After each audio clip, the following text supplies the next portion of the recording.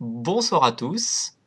Bienvenue pour cette soirée consacrée à la série des Spectaculaires, une série de Régis Hautière et d'Arnaud Poitvin qui nous font le plaisir d'être parmi nous ce soir. Je serai accompagné pour ma part de Marine qui nous relaiera vos questions pour les auteurs. Bonsoir. Donc bonsoir Arnaud, bonsoir Régis. Bonsoir. Bonsoir. Alors, déjà on va commencer, on va rentrer dans le vif du sujet. Est-ce qu'on peut avoir comment dire, un petit pitch de la série pour les personnes qui ne connaissent pas les Ok, Spectaculaires? la série dans son ensemble, pas Oui, juste. oui, oui. On va commencer par là, oui. Ok. Alors, attends, je regarde juste un truc. La série, en fait, c'est l'histoire d'une bande de Valtringues, je pense qu'on peut les définir comme ça. Ce sont des artistes de cabaret à la base qui sont contactés un jour par un inventeur, un bricoleur de génie, enfin de génie, un génie et demi, qui va les transformer en super-héros. Donc on est dans le Paris de la Belle Époque, en 1909-1910 à peu près. Et donc cet inventeur va les contacter d'abord pour les aider à récupérer les plans d'une invention machiavélique qui lui ont été dérobés. Et donc les spectaculaires, donc ça c'est leur nom de scène, vont accepter de l'aider et cet inventeur va leur bricoler des gadgets pour simuler des pouvoirs qu'ils pensaient avoir après avoir vu leur spectacle dans le cabaret, sauf que c'était évidemment que des trucages, en fait, des trucs d'illusionnistes. L'homme volant, en fait, il était retenu par des filins, l'homme le plus fort du monde, voilà, c'est Alter, en fait, étaient des trucs hyper légers. Et donc, il va bricoler une espèce d'armure exosquelette pour rendre vraiment Eustache très fort. Il va bricoler une sorte de jetpack pour que Eustache l'homme volant puisse voler. Et donc, sur chaque tome, on suit une aventure, une mission qui est confiée à ces spectaculaires. Et comme je disais, ce sont des baltringues. Et cette mission, ils vont la remplir à chaque fois, mais presque malgré eux. C'est-à-dire que voilà, déjà les gadgets en fait que leur bricole le professeur marchent une fois sur 2, 3, voire 4. Et voilà. Mais malgré tout, en fait, c'est des personnages qui deviennent attachants en raison justement de leur maladresse, de leur façon de faire les choses. Et donc dans le dernier tome qui vient de paraître, il y a le baron Clampin Dubuisson de Bassefeuille, si je ne m'abuse, qui vient les voir pour leur confier une nouvelle mission. Sa femme a été enlevée par le Pitre, qui est un clown anarchiste qui sévit dans la capitale à ce moment-là. Et il contacte les spectaculaires parce qu'il a entendu parler de leurs exploits et aussi parce que sa femme serait la sœur jumelle de Pétronie. Une sœur que Pétronie n'a jamais vue puisqu'elles ont été séparées quand elles étaient tout bébés. Pétronie a été confiée à l'assistance publique et la sœur Domitille a été confiée à une riche famille. Voilà. Et donc les spectaculaires vont partir à la recherche de Domitille pour la délivrer des griffes du Pitre. D'accord, Arnaud, tu es d'accord avec moi ? Ah ben tout à fait, j'ai rien écouté en fait. J'ai essayé de trouver sur Facebook le truc, mais j'ai pas réussi. Par contre, il est très en gros plan. La caméra sur toi est très en... Tu as changé tu as changé l'angle depuis tout à l'heure? Je suis mieux là. Depuis le verre d'eau, en fait, de tout à l'heure. Donc on voit les mains aussi, tu vois. Alors, pour revenir à la série, alors comment vous en êtes venu à créer cette série? Enfin, on sait que vous avez travaillé déjà sur une série précédemment, Le Marin, l'actrice et la Croisière jaune. Et voilà, comment vous en êtes venu à créer les Spectaculaires? Alors, au départ, c'était une idée d'Arnaud, qui avait envie, si je me souviens bien, qu'on travaille sur une série mettant en scène des super-héros. L'époque, je pense que c'est lui qui l'avait défini aussi. J'essaye de me souvenir, parce que c'était déjà il y a 5 ou 6 ans.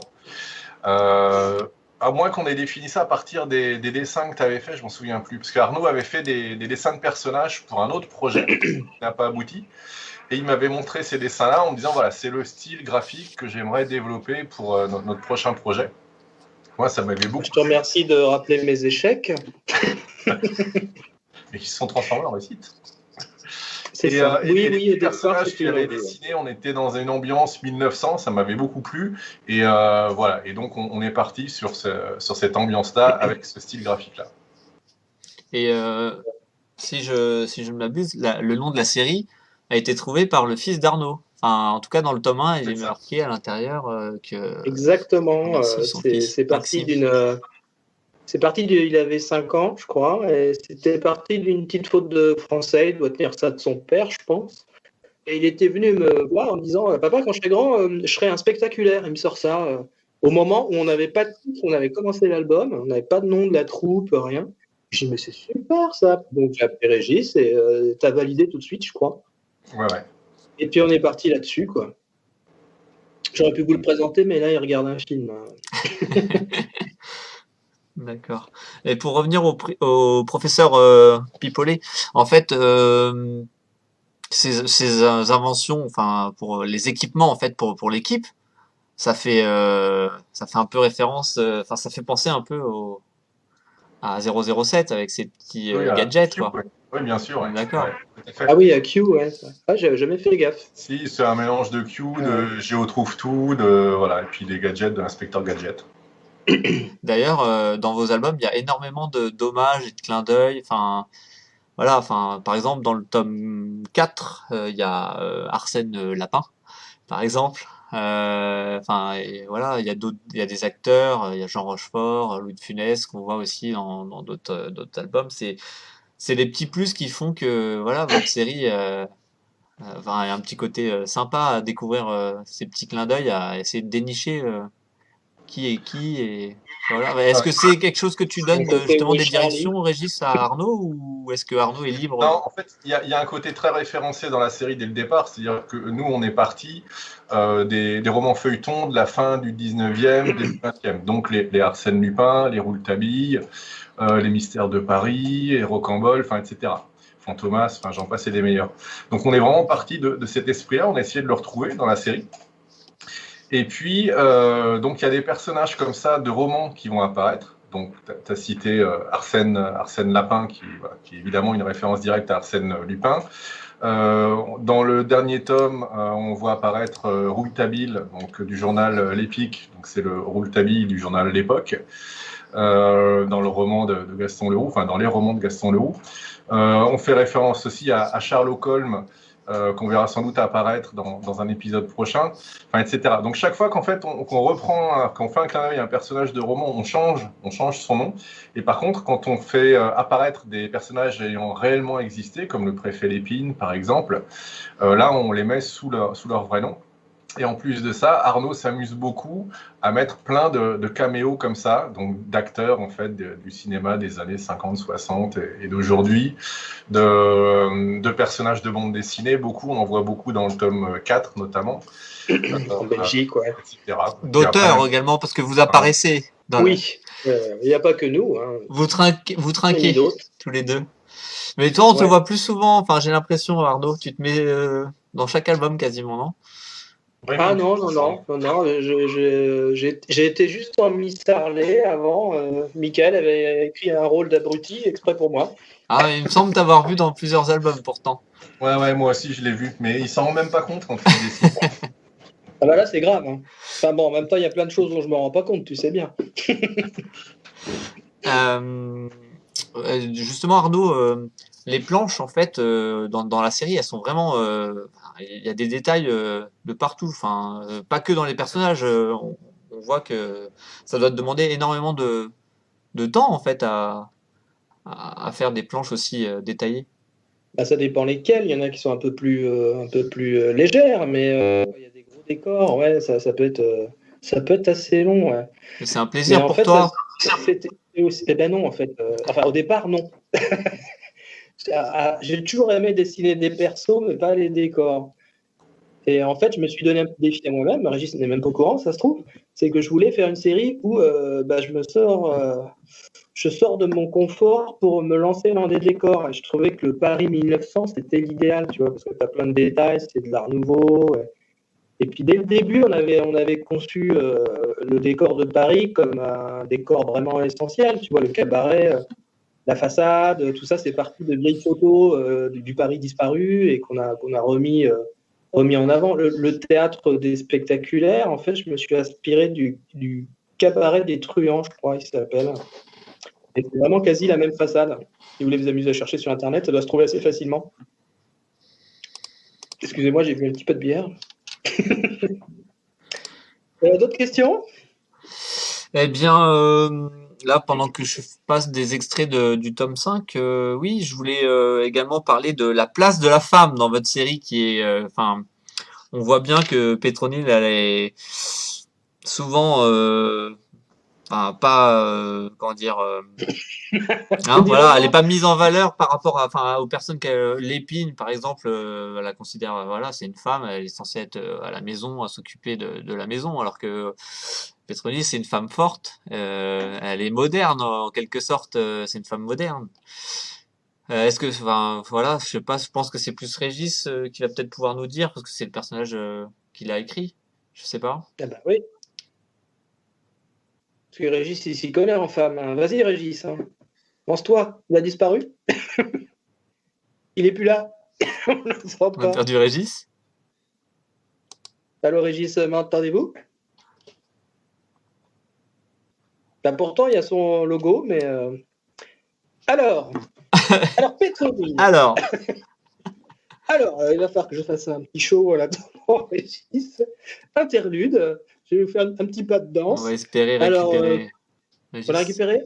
Non, non, je dis, on va essayer de le récupérer. Alors, en fait, Petroni, elle est devenue très MLF un peu avant l'heure, mais c'est pas tout à fait dans l'idée de départ. Ça s'est imposé un peu au fil des albums. Des fois, les personnages, un peu, ils évoluent, des fois même contre notre volonté. Quoi. C'est à force de faire des pages et d'écrire des ouvrages, et ben le personnage, par exemple, Petroni, elle prend beaucoup plus de place que dans les premiers tomes. Quoi.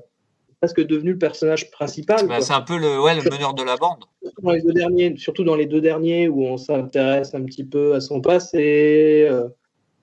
Alors qu'au début, elle était plus la nana qui tient le groupe, un peu jeune mégère presque. Hein, et maintenant, elle est devenue beaucoup plus sympa, je trouve. Et puis, elle défend la femme, Mordicus, contre tous ces hommes du début du siècle qui n'étaient pas du tout. Macho. C'est pas prêt pour donner des postes importants à des femmes, obéir à des femmes. Et c'est vrai que ça, Régis a ramené ça au fil des albums et ça donne des situations qui sont très rigolotes avec le Prophète Lépine notamment. Et ouais, elle s'amuse bien de remettre, de recadrer la jante féminine de l'époque et c'est très marrant. Ouais.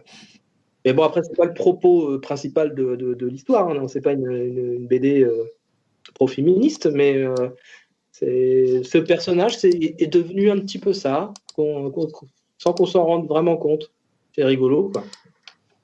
Eh oui. On revient. Je sais pas, j'ai relancé un appel en fait. Mon ordi a planté, j'ai l'impression qu'il a du mal à supporter Skype. Je ne sais pas de quoi vous avez parlé. On a parlé de Pétronille, enfin de la place de la femme en fait dans la série. Oui. Bon, tu penses bien que j'ai dit n'importe quoi, hein? J'espère bien, je compte sur toi là-dessus. Oui, effectivement, en fait, j'ai voulu rendre compte aussi de la misogynie de l'époque, qui était encore plus exacerbée qu'aujourd'hui. Mais pas au travers d'un personnage féministe militante, mais plutôt d'une femme qui est une vraie femme de caractère et qui subit comme ça la misogynie ambiante. Ça la révolte, mais voilà, mais elle n'a pas un discours féministe par rapport à ça. Elle subit tout ça, elle lutte contre. Et l'idée, c'est plus de mettre en avant justement la façon dont est traitée la femme à cette époque-là et encore aujourd'hui, pour montrer en fait voilà tous les problèmes que ça génère et puis avec plein de petits pics comme ça, en montrant voilà, quand on met en scène le préfet Lépine, qui sans s'en rendre compte en fait est un comportement qui est extrêmement misogyne. Voilà, c'est aussi prétexte à sourire de ça, parce que je trouve que c'est aussi par le rire en fait qu'on peut amener les gens à se rendre compte, à conscientiser certaines choses.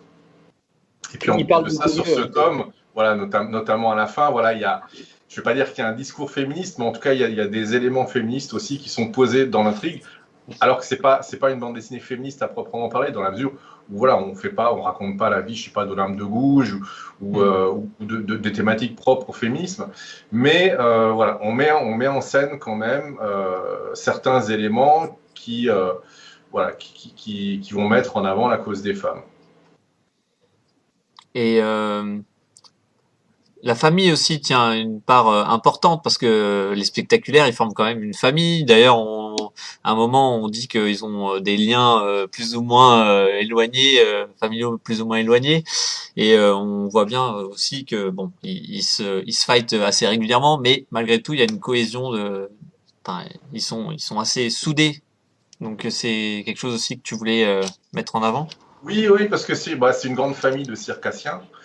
On sait que dans le cirque, il y a beaucoup comme ça de cirques familiaux avec des dynasties, en fait, les Grusses, enfin, etc. Et voilà, c'était aussi une façon de rendre clin d'œil, de faire un clin d'œil à tout ça. Et puis voilà, puis on a des personnages en fait dont on ne connaît pas tout le passé. Enfin, on le découvre petit à petit, notamment Pitroni qui au départ n'a aucune famille. Bon, on a découvert dans le tome précédent qu'elle avait un père. Là, on découvre qu'elle a une sœur. Les autres, pour l'instant, on n'en sait trop rien, si ce n'est qu'à un moment donné, ouais, il laisse entendre qu'ils sont tous plus ou moins de la même famille, sauf Pétronille, voilà, qui est une enfant qui a été adoptée. Ça, c'était dans le premier tome, si je me souviens bien. Mais voilà, mais on se rend compte, et c'est ce qu'elle dit à la fin, en fait, Pétronille, elle dit ma seule vraie famille, en fait, c'est où? Et c'est vrai que les spectaculaires, donc les 4 spectaculaires plus Pipolet, finissent par former une grande famille. Et ce qui est aussi intéressant dans cette série, c'est que ce sont des one-shots, mais en fait, mis bout à bout, on crée une histoire parce que voilà, Pétronille rencontre son père, sa sœur. Enfin, on sent qu'il y a une évolution constante dans la vie des personnages. Ce qui est le cas dans pas mal de grandes séries de la bande dessinée franco-belge. Enfin, si on prend Tintin par exemple, Tintin, les premiers Tintins, c'est Tintin et Milou. Et petit à petit, il y a toute une galerie de personnages qui vont venir étoffer la série, qui vont venir l'enrichir, le professeur Tournesol, le capitaine Haddock, les Dupont, enfin, etc. Et nous, dès le départ, on a eu cette envie-là. On avait même prévu au tout départ de démarrer en fait avec juste quatre personnages, donc nos 4 super-héros, pour avoir le temps de bien poser le décor, voilà, sur la première intrigue. Et puis on se disait, si on en met trop, voilà, on va avoir du mal à donner une place à chacun. Et petit à petit, on va en rajouter. On va rajouter un super-héros par-ci, un super-héros par-là. Et en fait, au final, on est resté sur ces 4 personnages-là. Enfin, 4, 5 avec Pipolet. Mais voilà, il y a quand même des personnages récurrents qui sont plus du côté des méchants, entre guillemets, qui réapparaissent parfois. On a eu notamment Stingler, en fait, qui est déjà réapparu qui est apparu pour la première fois sur le tome 1 et qu'on revoit, je crois que c'est sur Dans le tome 3. Voilà, donc il y a des personnages comme ça qui vont revenir. Arsène Lapin va très certainement revenir aussi. Enfin, et voilà, et petit à petit, ça permet de créer une série en fait qui peut se lire comme ça. Enfin, les tomes peuvent se lire indépendamment les uns des autres. C'est-à-dire que quelqu'un qui n'a jamais lu les spectaculaires peut très bien commencer par le tome 5. Il a une intrigue complète. Voilà, et les personnages, on n'a pas besoin de les présenter, on comprend très vite qui ils sont. Mais malgré tout, quand on lit la série dans sa continuité, on va voir évoluer les personnages, on va voir tout le background, en fait, tout le décorum, et puis voilà, tout ce qu'il y a autour de nos personnages s'enrichir aussi. Et voilà, c'est ce que j'aime bien dans pas mal de séries de la bande dessinée franco-belge, enfin des séries des grands classiques en fait de la BD franco-belge. Alors, juste, je précise, si vous avez des questions à poser à Régis et Arnaud, n'hésitez pas. D'ailleurs, Marine en a une à vous poser. J'ai eu beaucoup de messages et beaucoup de réactions sur le chat du live, beaucoup d'amour qui vous est envoyé, que je ne vous ai pas redit petit à petit, mais j'ai eu des tonnes de bonsoirs et de cette série est géniale, j'aime beaucoup le trait de crayon, excellente série. Voilà. Donc déjà, je tenais à vous... Bonne ambiance déjà. Oui, c'est ça, exactement. J'ai aussi un message personnel, je pense, de Cédric Brûlé qui dit « Arnaud, tu es trop beau ». Ah, merci Cédric, je t'aime. Voilà. Je pense que c'était important de le signaler. Et ensuite, j'ai une question pour Arnaud. Est-ce que tu as un personnage coup de cœur ou tu n'as pas de préférence parmi tes spectaculaires? Si oui, lequel et pourquoi? Ah là là là là. Alors, au niveau du dessin ou au niveau du caractère? Parce que c'est pas pareil. Eh si t'en as deux, si t'en as un pour chaque Alors, j'en ai deux. particularité. En effet, j'en ai deux. Alors, il y en a un que j'adore dessiner, c'est Pipolet. J'adore dessiner, faire des plans où il a un nez hyper long et ça peut donner des cadrages très rigolos. J'aime bien lui couper le nez dans des plans serrés ou lui mettre des trucs qui tombent sur le nez. Je sais pas si c'est dans le dernier, si c'est dans le dernier où il installe sur scène, il installe plein de fils pour faire l'éclairage scénique. Et il y a un moment, il n'y a que moi qui l'ai vu, mais il y a un moment, il arrive sur le côté d'une case et puis il a le fil qui pend de son nez, quoi.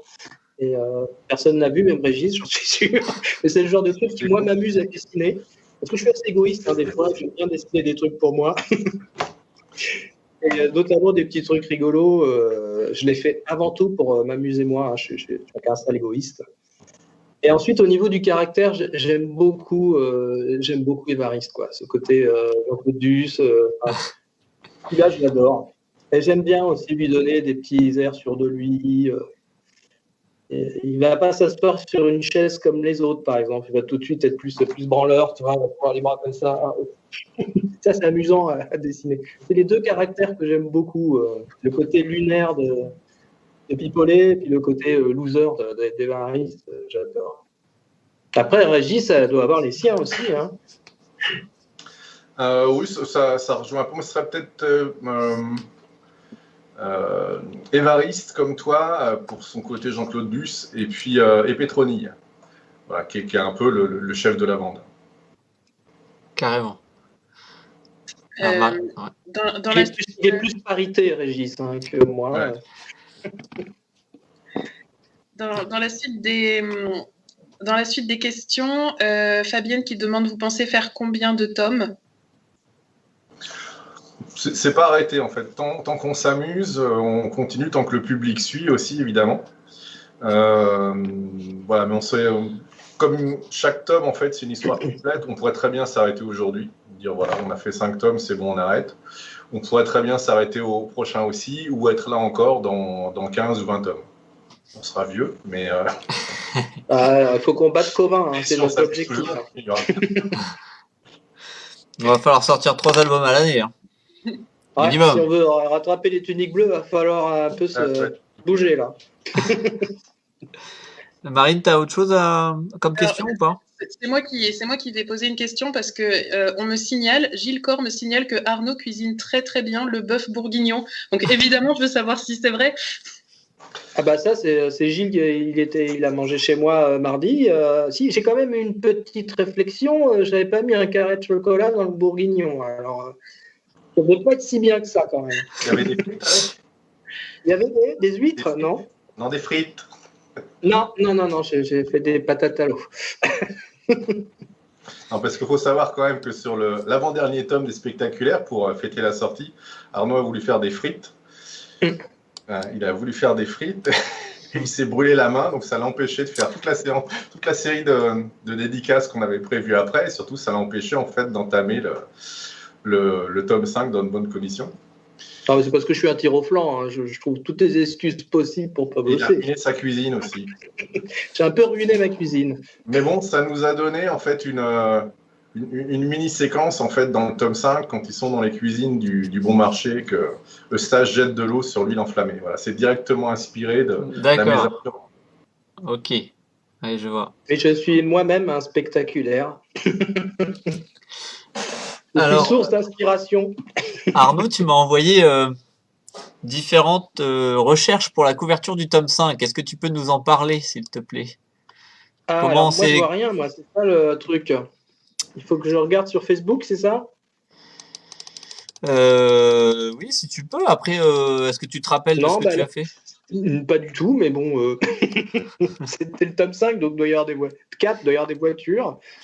En fait, à peu près arrivé à la moitié de l'album, on commence à chercher le visuel de couverture, parce que c'est hyper important, il faut que ce soit accrocheur, que ça donne envie de l'attraper, de l'ouvrir. Et on trouve rarement du premier coup, quoi. Donc, c'est pour montrer un petit peu que des fois, ça vient vite, et des fois, pas du tout. Tu vas recommencer 5-6 fois, puis on en discute tous ensemble. Hein. C'est pas moi qui est décisionnaire. Donc on part. Évidemment, c'est Régis le premier à qui j'envoie les dessins. Après, on envoie ça à l'éditrice. L'éditrice, elle le montre aussi aux gens qui sont dans les bureaux, et on en discute. Et des fois, ça peut être un peu long. Ouais. Le tome 1 a été trouvé tout de suite. On avait tout de suite le bon visuel. Mais sur les autres, ça a été moins évident. Et surtout celui des voitures. Il n'a vraiment pas été évident, celui-là. J'ai plus galéré sur celui-là, moi, perso. Et je ne suis pas dessinateur automobile. Et quand je vois des copains qui font des plans de voitures, tout de suite, c'est péchu et tout. Moi, j'ai galéré, quoi. D'accord. Je n'ai pas de voiture non plus dans la vraie vie. J'ai le permis, hein, quand même. Mais... Si quelqu'un veut me céder sa voiture, d'ailleurs, hein, quand on n'a plus besoin... Et sa place de parking. Sur Paris, si possible. Voilà. Bon, l'appel est lancé. Ce tome 5, il est aussi très référencé, il est référencé un peu comics quand même, parce que le titre, il fait penser au Joker avec sa bande, et puis il y a un passage avec Évariste où c'est Batman, quoi. Le fameux passage avec la friteuse. La fameuse friteuse. Oui, il y avait déjà des clins d'œil dans les épisodes précédents, puisque bon, voilà, on est dans une histoire de super-héros, même si c'est des super-héros sans pouvoir. Donc on s'amuse à faire comme ça des petits clins d'œil. Il y avait déjà, je me souviens, avec Évariste sur un toit, on avait à ce côté déjà Batman sur un des épisodes précédents. Et voilà, donc on s'amuse aussi avec ce genre-là. On joue avec les silhouettes, des super-héros. Ouais. Et pour revenir à tes planches, justement, j'ai complètement zappé, mais c'est important d'y revenir, sur les couleurs de Christophe Bouchard. Voilà, votre collaboration, parle-nous-en un petit peu. Parce que on voit les planches noir et blanc, et après on voit le travail en couleur, on sent une réelle harmonie. Oui, c'est une chance incroyable, quoi. Je suis tombé sur un coloriste qui est super, qui est parfait, quoi. Ça arrive souvent, heureusement. Et en fait, ce qui est super avec Christophe, c'est qu'on se connaît déjà. On en a fait quand même, c'était quoi, 8 albums on a fait ensemble quand même. Et en fait, au départ, c'était sur la Croisière Jaune que Christophe, on s'est rencontrés. Mais au départ, c'était pas lui le coloriste. On avait une personne qui nous a planté en cours de route, qui n'acceptait pas trop de refaire certaines choses, voilà. Et Régis travaillait déjà avec Christophe sur Abélard, je crois bien. Et puis il m'a dit, oh mais lui il fait du bon boulot, il est sympa, et ça a démarré comme ça. Et avec Christophe maintenant, il arrive même à deviner ce que je veux sans que je lui dise, en fait, tellement on se connaît bien, et il connaît mon dessin par cœur. C'est le seul qui connaît tous les détails à la con que j'ai pu mettre. Il n'y a que lui. Parce que lui, il est obligé de zoomer et remplir toutes mes conneries. Donc, Et on a des codes aussi pour discuter entre nous, par exemple. Moi, j'aime bien quand il y a des premiers plans, rester un peu monochrome. Et ça, maintenant, Christophe, il le fait, il le devine avant que je lui dise. Et puis on a des petits codes. Par exemple, je lui dis, ah, mais là, est-ce que tu peux me faire plutôt un plan Lucky Luke ? Il n'y a que lui et moi qui nous comprenons. Tu vois, on a même développé un langage entre nous. Et ça se passe super bien. Je lui donne quasiment aucune indication. C'est une merveille de de découvrir ces pages. Parce que tu redécouvres ce que tu as fait par le prisme de quelqu'un d'autre et qui se réapproprie ton dessin. Et c'est vraiment super, quoi. Enfin, j'imagine que c'est peut-être un peu pareil quand un scénariste reçoit une page que le dessinateur s'est réapproprié. J'imagine que c'est un peu le même plaisir que j'ai quand je reçois des couleurs, moi. D'accord. Là, on est en train de voir justement. Une autre qualité de Christophe aussi, c'est que c'est un excellent dessinateur. Et du coup, il n'y a jamais de problème d'incompréhension du dessin qui pourrait arriver des fois. Et Christophe, ça n'arrive jamais. Et ça vient pas que c'est pas parce que mon dessin est bien, hein, c'est parce que vraiment il est il fait bien l'image, quoi. C'est quelqu'un qui est super balèze, quoi. D'accord. Je conseille si quelqu'un cherche un excellent coloriste, Christophe est formidable. Voilà, attends, on regarde. Ouais, il faut garder un créneau quand même pour vous. Je veux bien le prêter entre deux spectaculaires, c'est tout. Non, j'en ai besoin pour d'autres trucs. Oui, c'est vrai. Il l'a déjà embauché d'ailleurs là. Ah, bah, des projets dont on va parler tout à l'heure, je suppose. Ouais, tout à fait. Ouais. Ok. Alors, Marine a des questions également sur la page Facebook. Vous qui nous suivez, vous avez des questions. Marine va nous les transmettre. Exactement. Donc première question, j'en ai plusieurs là à la suite. Est-ce que Régis est très directif sur les physiques des personnages?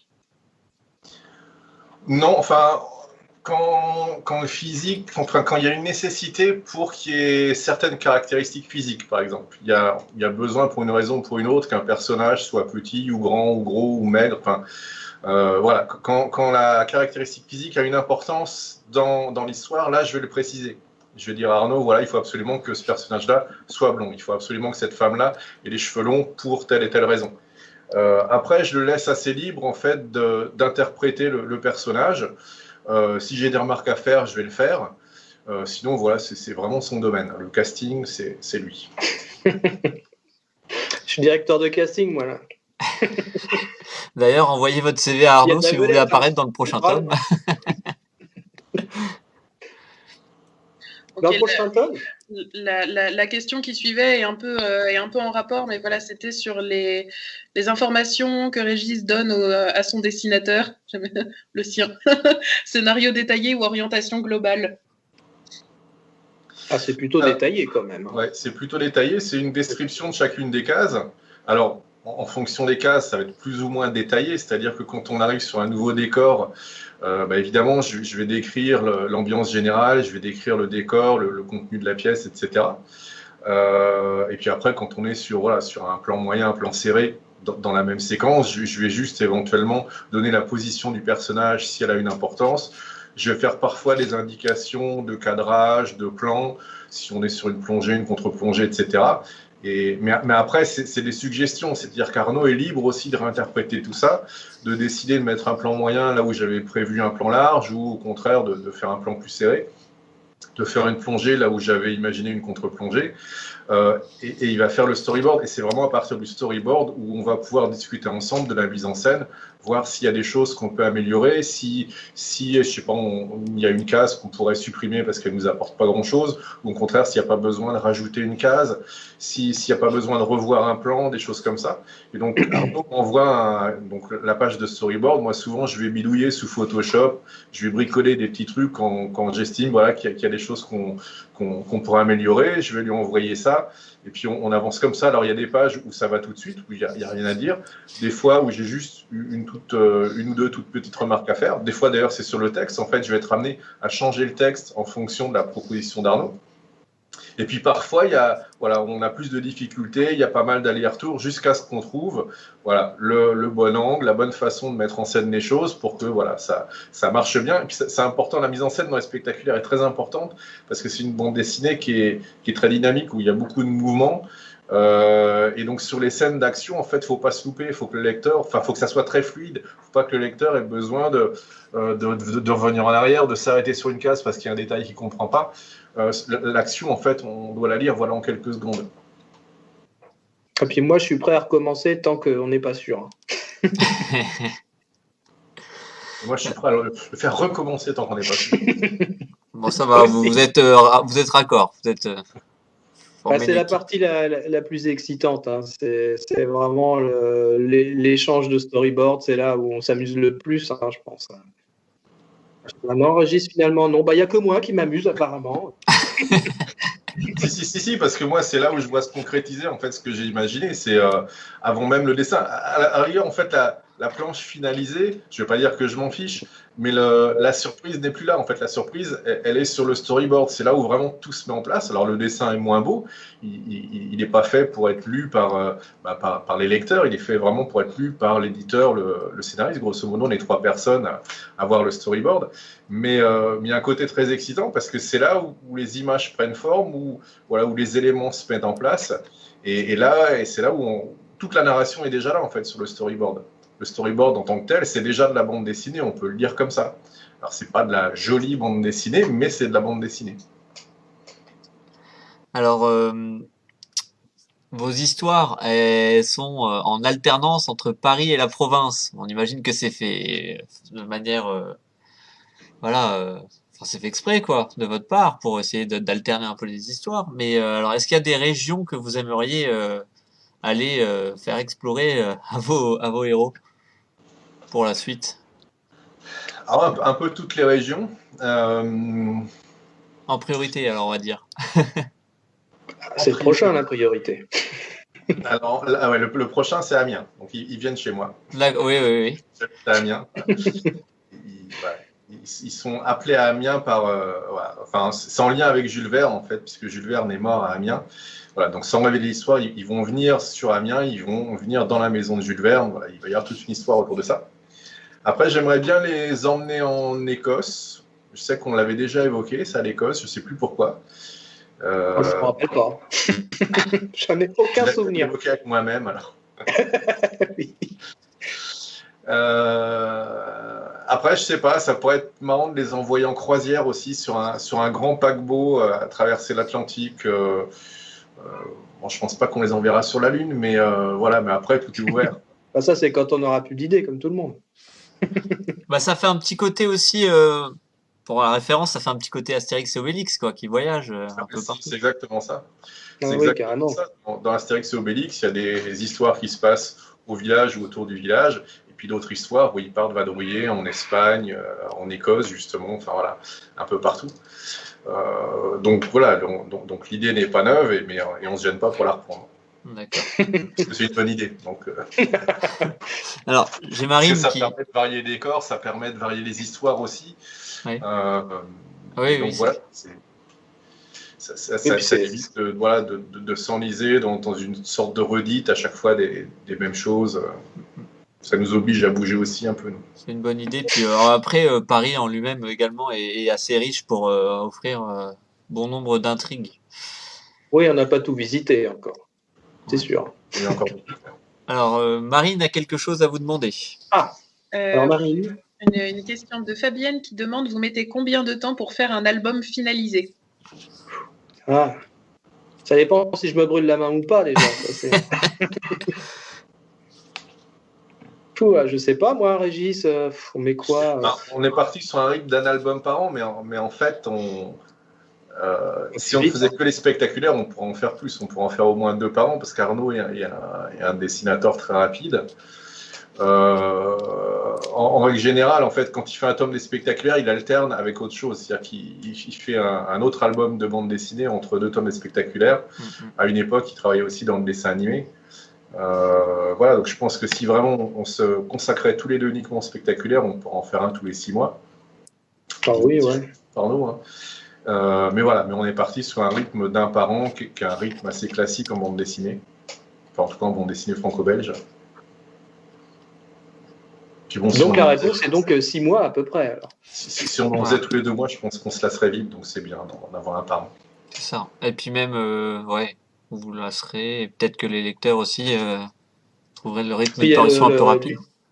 Du coup, il y a le plaisir de les retrouver aussi à chaque fois. C'est sympa, quoi. Même pour nous, quoi. Moi, je suis tout content quand je commence à les redessiner, quoi. Je rejoue avec eux. Comment ? Je joue avec ces personnages. De toute façon, quand on fait du dessin de BD, on est obligé d'être un peu, de jouer un peu la comédie, se mettre dans la peau des personnages, sur les attitudes. C'est pour ça que je me brûle, que je tombe. Là, ça offre des. Arnaud a une source d'inspiration, mais infinie pour les spectaculaires. Alors, ouais, qu'est-ce que tu nous réserves pour la suite? Qu'est-ce que tu nous réserves pour la suite? Je sais pas. Je n'ai pas eu le Covid encore. Bizarrement. Je voulais revenir également, c'est assez rare, enfin ça se fait, hein, mais c'est encore assez rare malgré tout, les murs peints aux couleurs d'une série. Voilà, donc vous avez eu l'honneur d'avoir un mur peint aux couleurs des spectaculaires. Est-ce que vous pouvez nous raconter l'histoire de ce mur? Où est-ce qu'il se situe? Où est-ce qu'on peut le voir? Et voilà, quoi. Ouais, c'est à Amiens, en fait. Alors, c'est pas un mur à proprement parler, c'est plus des fenêtres qu'on a bouchées. Ah oui, oui. C'est une maison qui peut être détruite, qui est dans un quartier qui est en pleine rénovation à Amiens. Donc, c'est un quartier le long de la voie ferrée, près de la gare. Donc, un quartier qui est plutôt pas industrielle, mais une sorte de zone commerciale, enfin zone artisanale. Donc il y a pas mal de bâtiments qui ont déjà été détruits et il y a un lot de maisons voilà, qui doivent être détruites. Et l'une de ces maisons, alors on voit une photo ici, voilà. Là, la première photo, c'est telle qu'elle était avant qu'on ne s'en empare. C'est-à-dire que voilà, c'était des fenêtres qui étaient fermées par des freins, par des tôles, donc ça faisait un peu dégueulasse, ça faisait pas très propre dans le quartier et c'était peu propice pour attirer les investisseurs. Donc la mairie nous a demandé d'habiller comme ça des murs. Alors, a demandé plutôt, on a marché sur la bulle en fait d'habiller des murs qui se sont retournés vers moi puisque j'ai mon atelier dans leurs locaux. Ils m'ont demandé de scénariser les murs. Scénariser les murs, enfin scénariser des portes et fenêtres, voilà, c'est un concept un peu bizarre. Et j'ai commencé à réfléchir à ça. Alors il y avait d'abord toute une volée de portes et fenêtres. Il y avait 6 maisons les unes à côté des autres, 6 petites maisons dans une autre rue. Et j'ai demandé à Pierre-Henri Gaumont en fait de faire une sorte d'immense illustration des ortillonnages revisités par Jules Verne en quelque sorte. Et on voit l'illustration à travers les portes et fenêtres en fait, comme si on était sur un décor hollywoodien et qu'une fois que les portes et les fenêtres étaient ouvertes, on voyait ce qu'il y avait derrière. Donc ça, c'était la première idée. Et après coup, on s'est rendu compte qu'il y avait une autre maison qui n'était pas dans la même rue et qu'il fallait aussi habiller. Et là, c'est là où j'ai pensé à Arnaud sur une suggestion de ma femme qui m'a dit « Mais pourquoi est-ce que vous n'utilisez pas les spectaculaires ?» Puisqu'on retrouve en fait un peu de l'esprit de l'œuvre de Jules Verne avec ce qu'on appelle le steampunk maintenant, voilà, une ambiance 1900, voilà, avec des inventions, des choses comme ça. Et je me suis dit, tiens, c'est une bonne idée, ça pourrait être marrant. Et du coup, là, je me suis dit, on va reprendre la façade de la maison telle qu'elle et mettre les personnages dans la maison, aux fenêtres, avec voilà, des petits jeux où ils se font voilà, des clins d'œil entre eux, enfin des choses comme ça. Et ils interagissent. Voilà, l'interaction entre les personnages. Et voilà. Et donc on a fait ça. Les gens du quartier étaient ravis, surtout l'hôtel qui est juste en face, en fait, qui était tout neuf. Voilà, ils avaient ce qu'on voit à l'écran maintenant. Avant, quand ils ont vu ce qu'il y avait après, ils étaient ravis parce que ça habille la maison. Et alors c'était quelque chose qui était très éphémère puisque ça devait durer quelques mois seulement. C'était 6 mois, le temps que avant que la maison soit détruite. Et ça fait déjà 2 ans et demi que c'est comme ça. D'accord, donc on peut encore le voir. Par-dessus, je pense que ça a retardé les travaux. Et puis en même temps, comme la mairie est très satisfaite en fait du résultat tel qu'il est, il n'y a plus d'urgence à détruire la maison maintenant, j'ai l'impression. Ça laisse le temps encore de pouvoir en profiter Formidable. en allant à Amiens, même si c'est un peu compliqué actuellement, mais bon, si on passe dans le coin. Voilà, c'est dans quel quartier du coup? C'est tout près de la gare. C'est comment expliquer? Quand on arrive à Amiens, c'est sur le côté droite de la voie ferrée. Donc, faut sortir de la gare et aller à droite, à gauche, à droite, et se retourner pour voir la façade. D'accord. Faut viser l'hôtel Ibis. Je crois que c'est Ibis Budget. Ok, ça marche. Marine a une question. Oui, alors j'ai des gens qui demandent pour venir décorer leur appartement. Mais bon, oui. Dès que j'aurai déjà repeint ma cuisine, on verra après. Voilà. Et j'ai aussi une question sur vos personnages, s'il est prévu de les faire vieillir. Pas pour l'instant, non, parce déjà on reste plus ou moins dans la même époque pour l'instant. On est tout le temps en 1909, 1910. Alors l'idée par contre, c'est peut-être de les amener jusqu'à la guerre de 14. Ce que Gaston Leroux avait déjà fait avec Rouletabille. On a des épisodes de Rouletabille qui se passent pendant la guerre de 14, qui se passent juste avant, juste pendant et après. Donc c'est possible qu'on les emmène jusque dans les années 20. Mais voilà, mais ils vieilliront pas beaucoup. Ce sont des personnages adultes. Sur la guerre des Lulu, on a fait vieillir les personnages, mais ce sont des enfants. Donc c'est vrai que pour des enfants qui ont entre 10 et 14 ans, grandir de 5 ans, voilà, ça se voit, on change beaucoup. Par contre, voilà, nos personnages qui ont un âge plus ou moins défini, si on raconte une histoire qui se passera, je sais pas, en 1918 ou 14 ou en 1920, ils n'ont pas beaucoup vieilli par rapport à ce qu'ils sont maintenant. D'accord.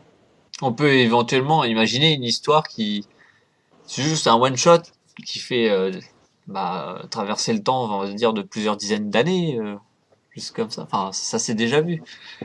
Oui, mais non. C'est pas dans le projet. D'accord. Marine, tu as autre Vraiment, chose? toi, t'en auras plus d'idée. Hein. Marine? J'ai des messages qui vous proposent de vous aider pour la cuisine. Ah, ça, c'est sympa, ça. Voilà. Solidarité, ça. C'est important, la solidarité. Quoi. Les conseils du chef Arnaud, ne jamais jeter de l'eau sur de l'huile en flamme. Tout à fait. Je vais écrire un livre, d'ailleurs, là-dessus. Sur Par tout ce contre, qu'il faut pas. un torchon, ça peut être pratique. Oui, j'y ai pensé, mais trop tard. Après que c'est explosé. Une question d'Arnaud de la Ribambule, voilà, que vous connaissez. Arnaud. Voilà, c'est par rapport, alors pas par rapport au spectaculaire, mais par rapport à votre série précédente, commune, qui a eu 3 tomes de parus, et le 4e devait conclure la série, si je ne m'abuse, et il aimerait savoir si un jour il aurait le droit à la fin, ainsi que les fans de votre série précédente. Voilà. Est-ce que c'est envisageable? Est-ce qu'il y a un rachat de droits qui est un passage obligatoire? Ou enfin voilà, je vous laisse avec cette question. Tout est envisageable. Après, ouais, c'est vrai que c'est un peu un serpent de mer pour nous. Ouais. Je crois que les droits, on les a récupérés. Je ne sais même plus. Si, on les a récupérés. Ici, on a les droits. On a les droits. D'ailleurs, ce soir, nous lançons un appel. Il n'y a pas de droits à racheter, nous les avons. Nous attendons plus que les contrats. Après, il faut un éditeur qui a envie de reprendre la série, de nous faire donc un nouveau tome, et puis de rééditer les anciens tomes. Ouais. Bah, ça peut être une idée, vu que Arnaud fait un album tous les 6 mois, voilà, il peut faire un spectaculaire, Ouais. et puis il peut faire un marin à l'actrice et la croisière jaune. Voilà. Oui, je vais y réfléchir. En tout cas, apparemment, il y a de l'attente, hein. Il y a de l'attente. Et puis, de la part des lecteurs, et ouais, il me semble que ça fait à peu près 8 ans, non, que le dernier tome est paru? Ouais. C'est Alors là, Bah, c'est à peu près, enfin, ça fait pas encore 10 ans, mais ça fait pas 10 ans, c'est sûr. ça mais, fait pas 10 ans. Mais bon, donc si on peut avoir la fin. Voilà, l'appel est lancé. Voilà. Marine, quelque chose ou pas? Est-ce qu'on a fini du coup sur les Les spectaculaires ou pas? spectaculaires, oui. Alors, il faut que je remonte parce qu'il y en avait une, mais elle était tout au début. Ah, Tac, tac, tac. C'était sur la guerre des Lulus qui sera adaptée au cinéma. Ouais. Voilà. Ah oui, c'était- là, il y a du spoil là, par rapport à la suite du live. Mais c'est pas grave. Vas-y.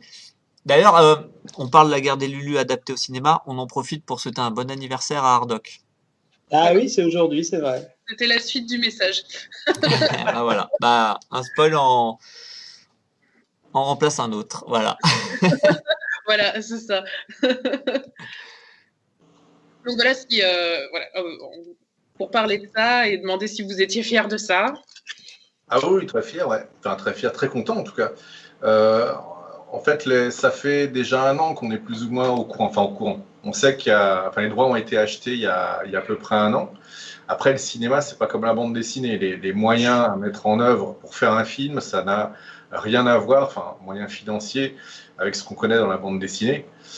On multiplie par au moins 1000, je pense, enfin, entre 100 et 1000. Et donc, il fallait trouver les fonds. Donc, il y a les producteurs en question, enfin, la société de production en question a acheté les droits et s'est associé à un autre producteur, Superprod, donc le producteur d'origine, donc c'est les Lézards qui ont porté le projet pendant 1 an, qui se sont associés à Superprod et à Wild Bunch, qui est un distributeur qui finance aussi en partie le film. Donc voilà, donc c'est un financement tripartite. Et ça a été officialisé en fait au moment de la sortie du nouveau tome des Lulus, il y a 3 semaines, 1 mois, je ne sais même plus. Voilà. Et donc le film, si tout se passe bien, on croise les doigts parce que dans le cinéma, rien n'est complètement acquis. Mais moi, apparemment, c'est très bien parti. Le tournage commence au mois de juillet. Ça va se faire en 2 fois, puisque la guerre des Lulus, voilà, l'histoire du film, en tout cas, se développera sur plusieurs saisons, puisque le film va reprendre l'histoire des 3 premiers tomes, et puis une partie de l'histoire aussi du tome 6, qui est un flashback sur ce qu'ont vécu les Lulus avant la guerre, comment ils sont devenus copains, pourquoi ils ont fait une cabane, etc. Donc on va retrouver toute cette histoire-là, et puis après, voilà, le réalisateur Yann Samuel, pour écrire le scénario du film, allait piocher dans l'histoire des 3 premiers tomes, alors en condensant tout ça, en ajoutant aussi des séquences, en ajoutant des personnages, notamment des personnages adultes, parce que pour pouvoir porter le financement du film, aller chercher des chaînes de télé, aller chercher des financements, il y avait besoin d'acteurs bankable, et les acteurs bankable, on les trouve chez les adultes et pas chez les enfants, quoi. Donc voilà, donc il y a des nouveaux rôles qui apparaissent dans le film. Mais pour ce que j'ai lu du scénario, l'esprit de la bande dessinée est quand même respecté, même si l'histoire change, même si il y aura moins le côté nostalgique qu'on a dans La Guerre des Loups qui est apporté en fait par la voix off, puisque c'est un vieillard qui raconte sa jeunesse. Donc ça, on ne l'aura pas dans le film. On aura plus un côté road movie avec, voilà, on suit les enfants sur leurs aventures, ça va être assez trépidant. Mais voilà, mais l'esprit de la bande dessinée, la trame générale sont respectés. Et ce sera pour une sortie du film en 2022 si tout va bien. Je dis si tout va bien parce qu'en plus, dans la période actuelle, avec les cinémas fermés, évidemment, ça complique beaucoup les choses. Mais voilà, mais on y croit, le casting est en cours. On a déjà les premiers noms pour le casting adulte, mais je ne vous le dirai pas. Alors, il me semble que les infos sont disponibles sur Internet. Il m'a semblé voir des acteurs adultes, je ouais, pense ouais. pas. Ah, il me semble avoir vu ça. Par rapport au scénario justement du film, est-ce que tu as un droit de regard ou pas du tout? Un droit de regard à proprement parler, enfin on a toujours ce qu'on appelle le droit moral en France, qui fait qu'en théorie, on pourrait dire si vraiment le film trahit la bande dessinée, on pourrait dire non, je suis pas d'accord pour que voilà, mon œuvre soit réappropriée comme ça. Bon, en réalité, il faudra avoir un bataillon d'avocats pour défendre le truc, et puis ce sera très compliqué. Et puis c'est pas notre intérêt en fait. Notre intérêt, c'est vaut mieux un mauvais film que pas de film du tout. C'est-à-dire que le film en fait va aussi porter la bande dessinée. Ça va faire parler de la bande dessinée, ça va la faire connaître à des nouveaux lecteurs. Ceux qui connaissent déjà la série, en fait, qui aiment la série, même s'ils trouvent le film mauvais, ils se retrancheront sur la bande dessinée. Et puis, et si le film est bon, ça va attirer des nouveaux lecteurs. Donc voilà, donc c'est tout bénef pour nous. On espère quand même qu'il soit bon, parce que c'est vrai que des adaptations BD au cinéma, il y en a pas mal qui ont été assez décevantes. Ouais, bien sûr, mais enfin, je fais assez confiance à Yann Samuel à ce niveau-là, parce qu'il a déjà travaillé avec des enfants, il a déjà fait des films, il a fait pas mal de téléfilms, de séries télé aussi. Donc voilà, c'est pas un perdreau de l'année, il sait faire de l'image, il sait travailler avec des acteurs, notamment avec des enfants. Il y a plein de bonnes idées dans le scénario que j'ai pu lire, donc voilà. Je suis assez confiant. D'accord. Alors avant de passer à l'actu 2021, donc même si on a un petit peu commencé là, enfin même si le film est prévu pour 2022, mais voilà. Je voulais vous parler d'un projet actuellement, rien à voir avec ce que vous faites. Alors, c'est la BD, hein, mais est-ce que vous avez entendu parler du projet d'Aubion, BD Bill? Oui, j'ai vu passer les trucs sur Facebook. Voilà. Alors je voulais savoir. Est-ce que vous aimeriez être représenté dans cet album qui, là je passe des extraits en fait pour expliquer, c'est un peu les Krados, ce qu'on a connu dans notre jeunesse dans les années 80-90, je sais plus exactement, mais revu et corrigé au niveau de la bande dessinée. Donc des auteurs de bande dessinée sont représentés avec des jeux de mots, enfin illustrés et avec des jeux de mots tirés de leur nom de famille. Voilà. Est-ce que c'est quelque chose qui pourrait vous trouveriez marrant d'apparaître dans cet album? Ah oui, tout à fait, ouais. Bah moi, je suis déjà tellement tourné au ridicule par les copains. Pourquoi pas, hein, une de plus, une de moins. Ouais, parce que en fait, ouais. Donc là, Alors moi, j'étais passé à côté, par contre. Je l'avais pas vu du tout. Ou, bon, j'avais voilà. Si, Donc j'en là, ai je. j'avais vu des images, mais j'avais pas saisi le. Donc voilà. J'avais Donc pas vu le la tape à petite, lire, alors j'avais pas lu. le petit soutien pour le projet d'Aubion. Donc là, je mets la Mais il est petite très pub. marrant en plus, ce type-là, Voilà. donc ça doit être génial. Ouais. Bah a priori, il a eu cette idée-là en pleine nuit. Voilà. Il se réveille en pleine nuit, il a des noms. Il y a beaucoup d'idées. En se décrottant le nez, sûrement. Je ne sais pas, il faudrait lui poser la question. Peut-être lors d'un prochain live, je ne sais pas, on verra. Donc voilà. Oui, C'était puis il y la a petite aparté. un projet Ulule. Comment? Je dis, il y a c'est un projet Ulule, enfin, il y a un Ouais. mode de financement participatif. Ouais, voilà, mais il a explosé les scores. Ah, ça alors. Et s'il monte plus haut, il y aura des guests, voilà, dans l'album. Voilà, c'est déjà prévu. Donc, on repasse à votre actu. Voilà. Donc, qui veut ouvrir le bal? Le bal, Oui. Vas-y. Régis, tu Arnaud? danses? Moi, alors, je dois présenter mon actu. Ah, ouais, il me semble que tu illustres un Ah oui, ça. ouvrage Oui, oui, alors la prochaine chose qu'on au va mois de pouvoir, mars. oui, Ah, par pour contre, là, investir sur on te voit plus trop, on te voit plus trop, là. La caméra a dû redescendre. Ouais. ça alors. Oh, voilà. Là, Ouais, c'est pixelisé, mais ah, là, non, maintenant c'est trop haut. Mon oh, pauvre. Voilà, là, voilà. Donc, là, je suis Fureur bien là. Moustache. Fureur Moustache qui sort On au voit mois ma de... cravate ou pas là? Non, on la voit pas. Oui, alors Fureur moustache. Oui, oui, oui. Alors ça, c'est la première fois que j'illustre de ma vie un roman jeunesse. C'était un petit peu un rêve de gosse, ça aussi, de faire ça. Parce que c'est un petit peu comme la bibliothèque verte, c'est-à-dire qu'il y a une couve en couleur, mais à l'intérieur, il y a une trentaine d'illustrations. Donc c'est assez riche en dessins, quoi. Et j'ai eu la chance j'ai eu la chance en plus de rien faire en fait. C'est les éditions Milan qui m'ont contacté pendant le confinement. J'ai dit bah oui, volontiers, c'est génial. Alors ils m'ont dit bah voilà, on va vous envoyer le texte de l'auteur et puis ils m'ont envoyé le texte de Gaël Bordet. Et j'ai lu ça, j'ai trouvé ça mais génial quoi. C'était à croire qu'il l'avait écrit pour moi quoi. Il y a tous les ingrédients que j'aime quoi. C'est-à-dire il y a de l'absurde. Il y a des animaux, des pirates un peu débiles, enfin voilà. Et c'est en fait la thématique du roman, ça parle quand même du. Bah, évidemment, je vais pas pouvoir faire le pitch, Régis, tu penses bien? Ça parle de. Merde, je vais me marrer, ça va être coupé quoi. Ça parle d'un royaume en fait où il y a un tyran à sa tête et qui oblige tout le monde à porter la moustache, femmes et enfants compris.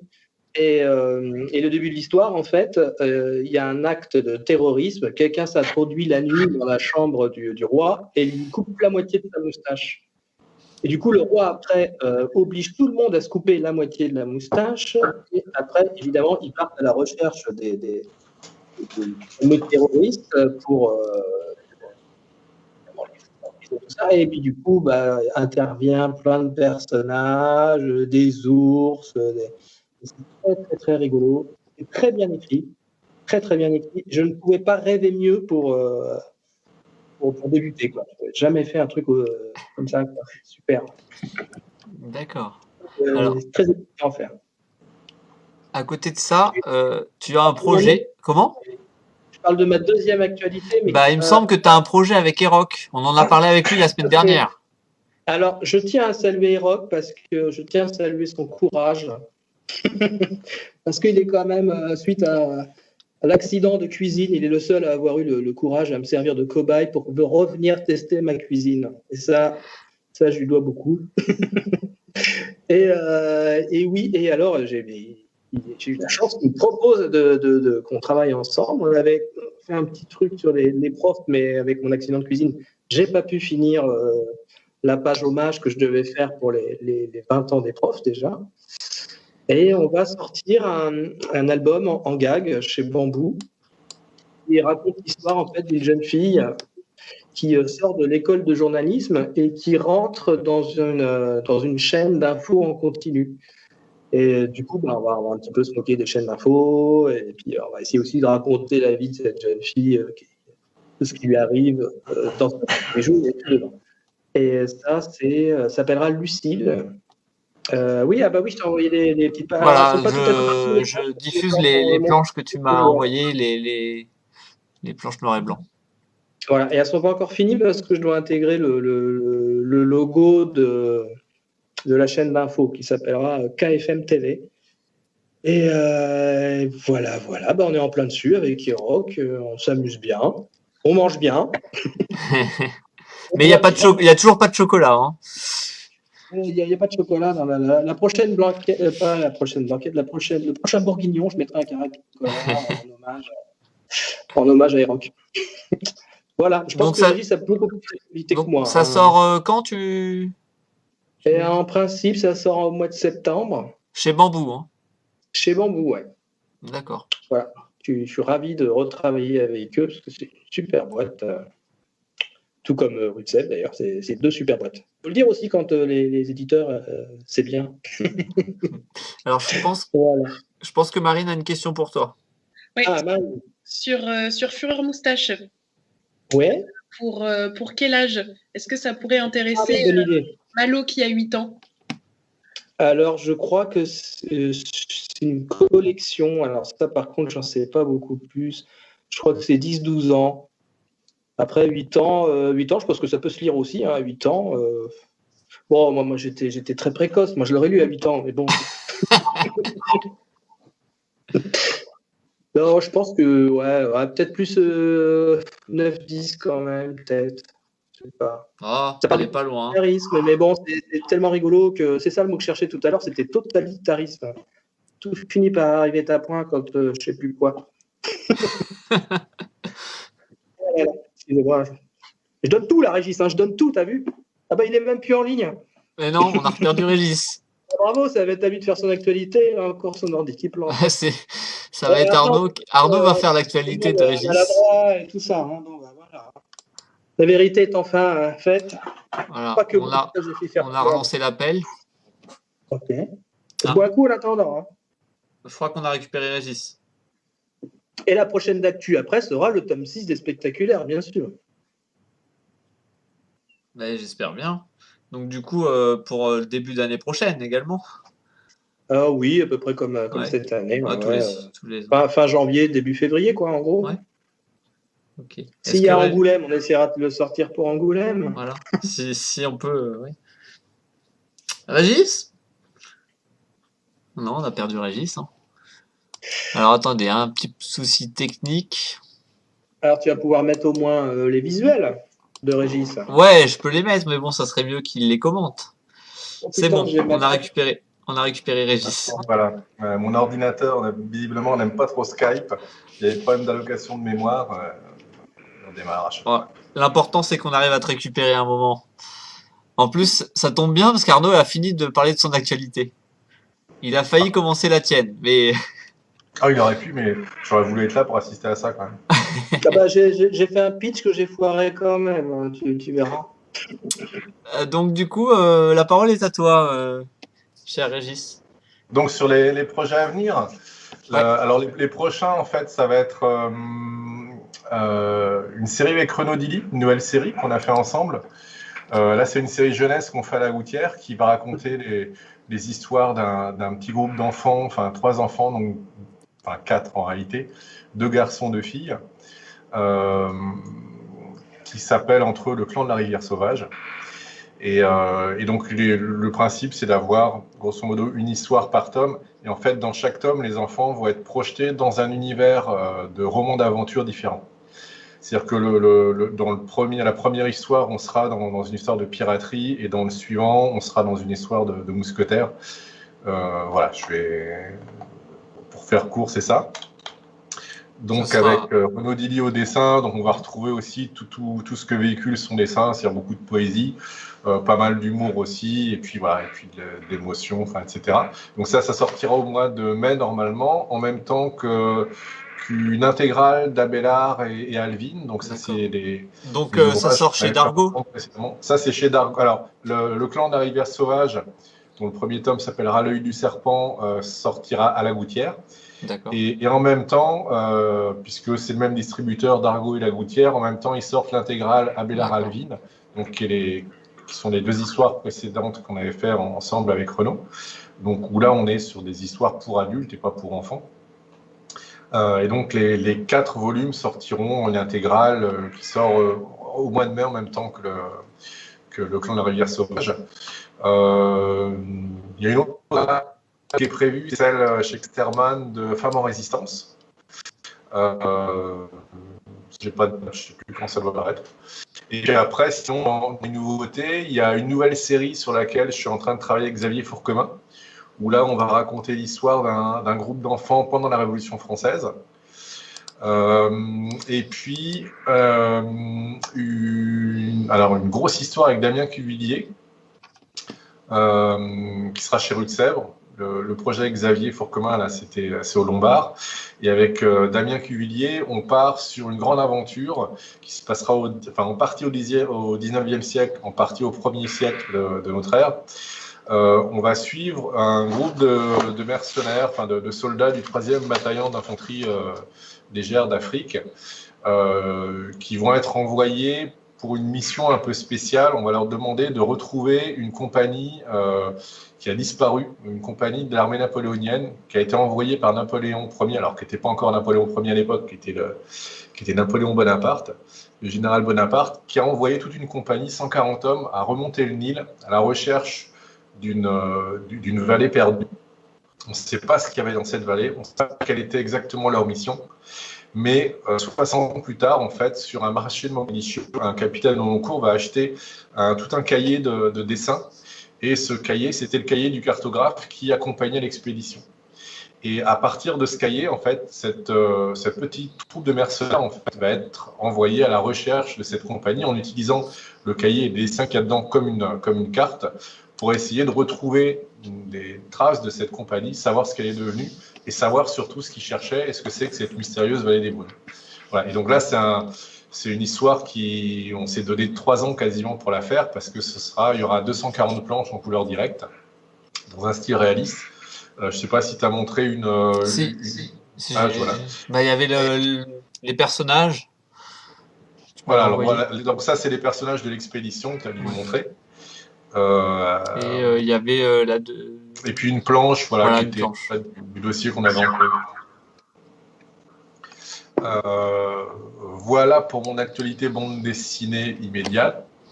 Et puis, alors évidemment, il y a la suite de la guerre des Lulu, des spectaculaires, des choses déjà commencées. Il y a le dernier tome du cycle d'Aquabou sur lequel on travaille avec Renaud, qui a attendu, je sais, depuis quelques années, mais qui arrive. Moi, j'ai fini il y a déjà 1 an et demi. Renaud est en train de le finaliser. Il s'est pris même un assistant pour pouvoir finir plus vite. Et il a mis un peu plus de temps, pour différentes raisons, mais notamment aussi parce qu'il y a un peu plus de pages que sur les tomes précédents. Et puis sinon, après, en dehors de la bande dessinée, je travaille sur l'écriture d'un roman de science-fiction avec Régis Godin, donc, qui est écrivain. On fait ça aux éditions critiques à Rennes. Et puis après, il y a des projets audiovisuels. Ok, donc là, secret. Et puis aussi je dois travailler aussi sur un petit bouquin sur Jules Verne aussi. Et là, c'est un livre documentaire pour les plus jeunes. D'accord, et pour ce qui est la télévision, c'est secret. Ouais, c'est un peu tôt pour en parler. Ok. Alors Marine a des cinéma, questions. en fait. Comment ? C'est cinéma, pas télévision, mais cinéma. D'accord. Ce qui est chouette aussi, hein. C'est que ce soit l'un ou l'autre, ça doit être intéressant à travailler dans ce domaine-là en tant que scénariste. Ouais. Sachant que la grande différence avec la bande dessinée, c'est que quand on signe un contrat en bande dessinée, on est à peu près sûr que l'ouvrage verra jour.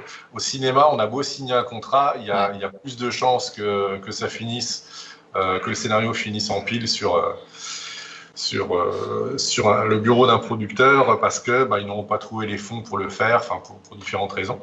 Donc c'est un côté un peu plus frustrant, c'est un peu plus rémunérateur que la bande dessinée, par certains côtés. Mais la bande dessinée a ce côté plus jouissif qu'on est seul maître à bord, avec le dessinateur, qu'on décide de tout, et qu'on est à peu près sûr, quand on s'engage sur un projet, que le projet ira où. D'accord. Marine a quelque chose à te demander, il me semble. Oui, sur une question sur un éventuel nouvel album de la guerre secrète de l'espace. Oh non, ça c'est mort et enterré. Ça c'était chez Delcourt, et puis voilà, l'éditeur n'a pas souhaité continuer la série. Et puis avec Damien, qui est le dessinateur de la guerre secrète de l'espace, comme je viens de dire, on s'engage sur un nouveau projet où on va mettre 2 ou 3 ans pour le faire. Donc là, il n'y aura pas de place en fait pour glisser, pour reprendre la série. C'est dommage parce que la dernière histoire, parce que c'était normalement une série en 5 tomes, avec une histoire sur chaque tome, enfin sur les 3 premiers tomes, une histoire qui se développait sur les 2 derniers. Et l'histoire la plus intéressante était sur les 2 derniers qui se passe en fait pendant le vol vers la Lune d'Aldrin, Collins et Armstrong. Mais voilà. Donc peut-être qu'on la fera en dehors de cette série-là sous une autre forme. Enfin, on verra. Marine, as-tu autre chose pour Régis? Non, c'était la dernière. D'accord. Bon, eh bien, je pense que on a fait le tour des différentes questions. C'était fort intéressant de vous écouter, de vous envoyer des petites vannes, hein, n'est-ce pas Arnaud? On a perdu Arnaud? Je suis là. Vous Ah, ne voyez pas? si, ça y est. Ouais. Non, c'était vraiment sympathique. J'espère que les personnes qui ne connaissaient pas les spectaculaires ont eu envie de découvrir cette série, de découvrir ceux qui connaissent les spectaculaires, d'aller découvrir vos nouveaux projets pour cette année 2021. Et donc, je vous invite cordialement à aller voir votre libraire et à y Et à jeter un lire. œil de plus près. Voilà. Alors, Donc, c'est une série aussi tout public, hein. C'est important à le dire aussi, parce que ça plaît aussi bien aux parents qu'aux enfants. On peut se la transmettre dans la famille. Et ça, c'est pas mal quand même, hein. C'est ouais. économique. C'est 2 BD, on n'en achète qu'une, mais que les spectaculaires. Voilà, c'était le mot du commercial, Arnaud Poitvin. Exactement. Je Donc, n'ai pas de terme de commerce. je vous remercie, messieurs. Merci, Marine. Eh bien, merci, Et bonne soirée. merci à vous de nous avoir suivis ce soir pour ce live que vous pourrez retrouver sur notre chaîne YouTube en replay, ainsi que sur la page Facebook de la Rivambule. Je vous dis à bientôt pour de nouveaux lives. Rien de prévu pour l'instant, mais ça peut bouger assez rapidement, donc n'hésitez pas à suivre notre page. Voilà, bonne soirée et puis à bientôt.